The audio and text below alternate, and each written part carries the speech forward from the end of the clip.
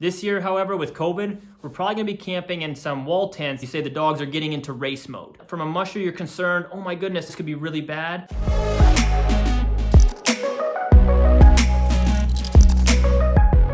The early morning hours of day 3 on the Iditarod is gonna find us somewhere just outside of Rohn, probably camping or having just left a camp.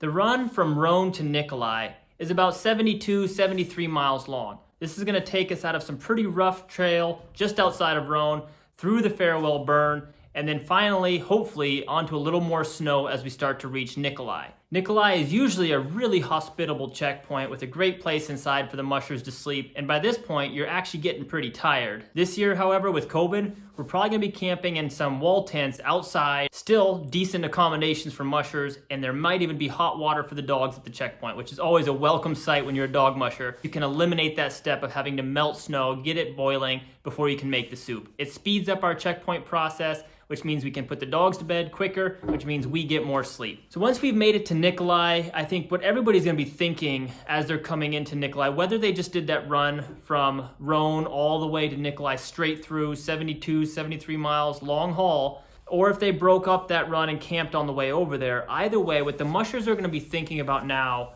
is where do I take my mandatory 24-hour rest? This is a really important part of the race, and doing it correctly is very important.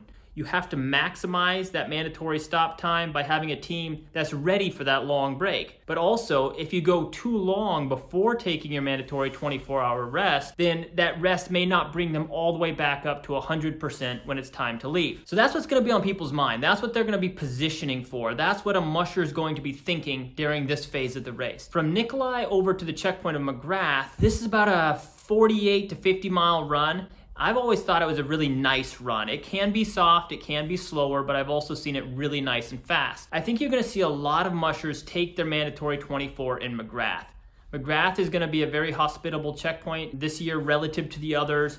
With the COVID concerns and all, I believe we have a big aircraft hangar that we're gonna be staying in, so it's a big open space, but still warm. There's places to charge your headlight batteries, which is gonna be a big consideration this year on the Iditarod. There's just not very many places to charge things like that. From McGrath, if mushers choose to go on from there, the next checkpoint is Ophir, about 41 miles from McGrath to Ophir this year. The Ophir checkpoint apparently is in a little bit different spot than it has been in the past, so I don't have a whole lot of information on that. The odd thing this year is we're gonna be bypassing Takotna. We're not stopping in Takotna. Generally speaking, you're gonna see mushers arriving into their 24 close to midnight, sometimes as early as 7 or 8 p.m. on the third day of the Iditarod. Usually that would be Takotna, maybe Ophir, possibly McGrath, with a few teams pushing on to Iditarod. But on day 3, I think that day is gonna close with a lot of teams taking their 24, having settled down either in McGrath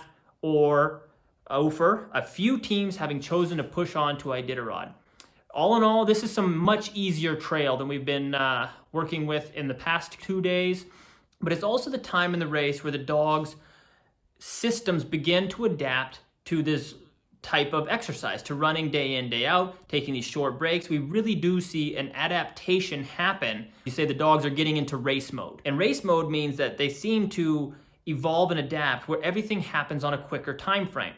They pull into a checkpoint and they may even appear to be a little bit tired. They eat their food, they go to sleep, and 4 hours later they pop up like a brand new dog.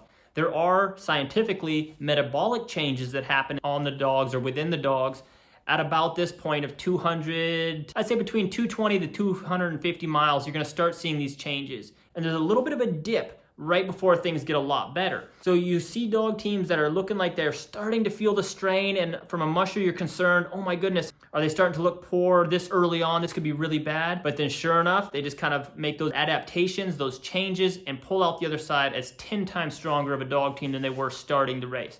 So handling this little ebb and flow within the team is a really, really important job for a musher to do. And it kind of goes hand in hand with where these teams are taking their 24. So this is kind of a pivotal turning point in the race because that 24-hour rest is so important.